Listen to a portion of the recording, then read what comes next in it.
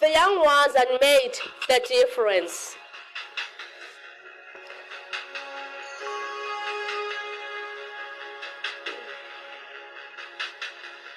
Acknowledging the young ones that gave themselves up for our total freedom, freedom from pain, hunger, and sin, the young ones that made the difference.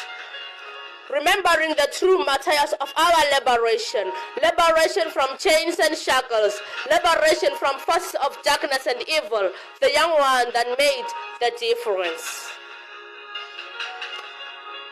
King David defeated Goliath at the age of 16 for my freedom.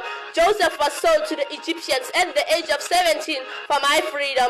John became disciple between the ages of 15 and 18 for my freedom. The young ones that made the difference. The young ones that fought for my freedom, the young ones that stood up for my liberation, the young ones that sacrificed their lives for my joy, the young ones that made the difference. Samuel was only 12 when he had the Lord for my sake.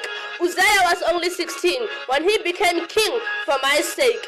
Jeremiah became prophet in his teens for my sake. The young ones that made the difference.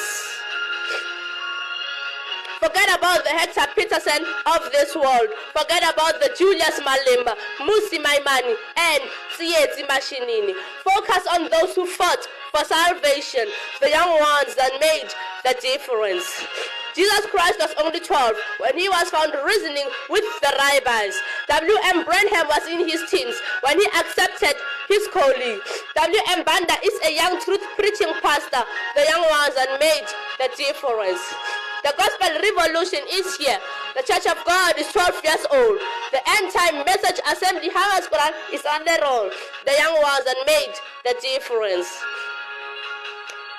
The young pastor Banda is making waves. The young God's general is moving and shaking doctrines. The pastor is right on point. The young ones that made the difference. Yes.